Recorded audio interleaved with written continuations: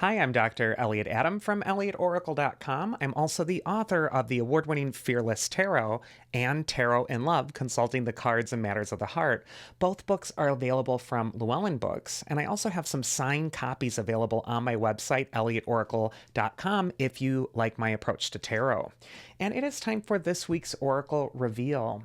So, yesterday on my social media, I placed up a photo of three different animals, and I asked you to use your intuition and just ask yourself which animal's calling to you, because that animal has your message. And the animals were the butterfly, the buffalo, and the elephant. So if you're just joining me now, ask yourself which animal's getting caught in your head, because that animal has your message. For those of you who picked the butterfly spirit, the card says transformation is beautiful. And butterfly is that archetype of transformation. And if you're attracted to this animal this week, it could be because you're going through your own transformation. You're letting go of an old form, an old set of beliefs or ideas that no longer serve you. You might also be blossoming in some sort of talent or something else that's really making you shine. But the butterfly really takes to the skies. And so this could be a time this next week where you really want to get attuned to that element of air, which is symbolic of your thoughts, your thinking, the plans that are ahead for you. First card for butterfly is where it's best to place your focus. And we got that Ten of Swords, which reminds us that for a rebirth to happen, for that renewal, sometimes we have to go through an ending. And the Ten of Swords, it governs those rites of passage that are difficult.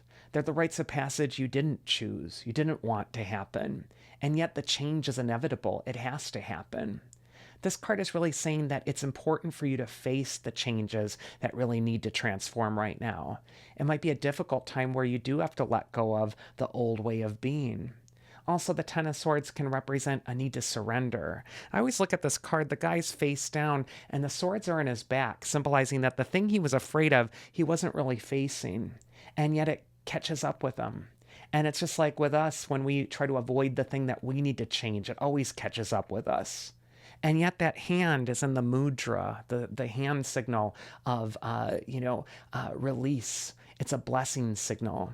And we see that mudra, that hand symbolism, on the Hierophant card as well. And so this could be a week really where you're blessing the change in your life, even the difficult rites of passage. You're accepting the things that it's time to let go of. And you're also accepting that in order to turn into the magnificent, beautiful butterfly, you might have to let go of an old way of being that just no longer serves you. The second card is going to be advice from your inner wisdom this next week. And we get another swords card. So swords in the tarot, they represent the element of air. And they often have to do with our thoughts, our thinking, our perspective. And so too does that butterfly. It has to do with the element of air. You know, a lot of people don't like the Seven of Swords either. It shows a thief on the card. But I like to think about what's happening in the card. And when you look a little closer, there's actually an enemy encampment behind the thief. It's almost as if they've invaded his homeland and they're thinking of how they're going to divvy up his territory. And the only recourse this thief has is to steal away the swords of the army. He can't fight the whole army by himself, but he can use his wits to overcome the obstacle.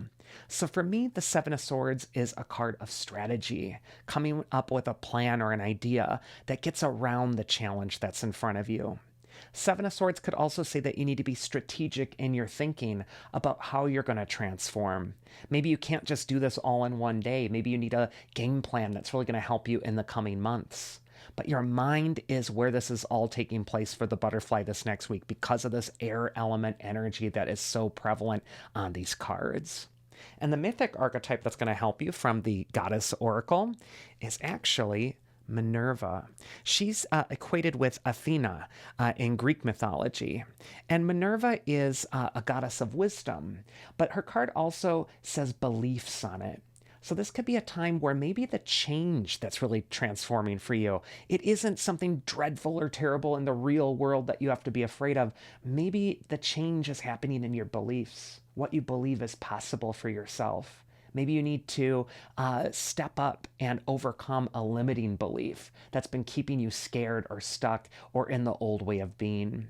Minerva, Athena, she is that goddess of wisdom. She's telling you that you have the experience and that you've really been working on yourself up until this point, and you're not going to drop the ball now. So don't give up on yourself at this time.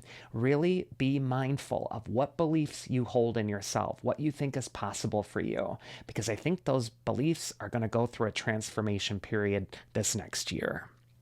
Next, we're going to go into the buffalo animal spirit, and this card says the abundant universe will provide.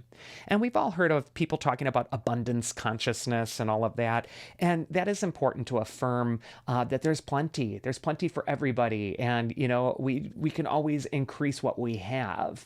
But for me, the abundant universe providing isn't just about money.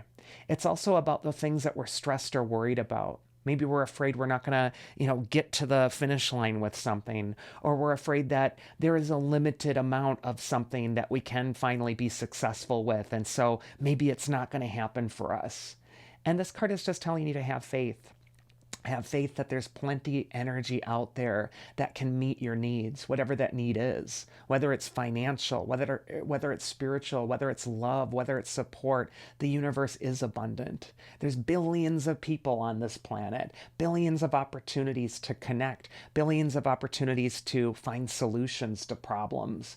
And so I just think with the buffalo, it's to get out of the scarcity consciousness, which makes you feel alone or cut off from others, and instead to really connect. First card for Buffalo is where it's best to place your focus. And appropriately, with connecting, we see the Four of Wands. And on this card, we see a party happening. The Four of Wands is a card of celebrating your rites of passage, celebrating the things that you've already done. It's also a card of socializing, connecting with people, and not in a way that's really intense, like, I love you, I want to get married to you.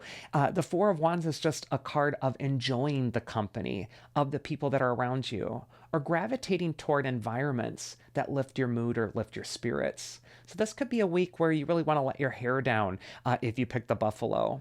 But you also want to network. You want to connect with others. And you want to just find an excuse to celebrate your life or celebrate living. The next card is going to be advice from your inner wisdom. And look at that. We got matching swords cards for the butterfly. We got matching wands cards for the buffalo. And what do wands tell us in the tarot? Well, they're tree branches with little leaves springing out of the top of them. And what they can really represent is growth. This might be a time where you're going through a period of growth, sometimes even growing pains. The Three of Wands is just this lovely image that shows the figure looking out over the horizon. And the waters he's looking out over are glowing orange from sunrise or sunset. And this is just saying the sun is setting on your old way of life, but it's now rising on the next. And the Three of Wands is saying, just like the landscape in front of the figure on the card, the future is wide open and waiting for you. Nothing's been irrevocably screwed up yet. There's nothing that's so horrible or blocked off to you. It's still open. And I just kind of feel with both of these cards, it might be a time to grow socially. It might be a time to grow with who you're allowing in. It might also just be a time to expand or look elsewhere for that inspiration. It might come from an important connection, even from someone who's afar. And then finally, the mythic archetype that's going to help you is Caradwen, the goddess of magic, also death and rebirth. Like a lot of crone goddesses, she has to do with that wisdom energy. And I just kind of feel for the buffalo this next week, you're going through your own magical sort of death and rebirth process. You're going through a growing period. It might even be accompanied by a growing pain. And I also just like the moons all displayed behind Caradwen. This could say that the big transformation that you're really working through is going to take about a month moon cycle for you to really get to where you want to be. And then finally, we have the elephant spirit. And this card says, learn from the past. And elephants, they never forget. The elephant is a beautiful matriarchal creature. The women, the cows of the elephant herd lead the people, or not lead the people, lead the other elephants through their challenges, through their many years together. This could be a time to also learn from the past of your grandmothers, your mothers, the matriarchs in your family. Learn from their lessons, learn from their experiences. Might even be a time to do a little research into your ancestors.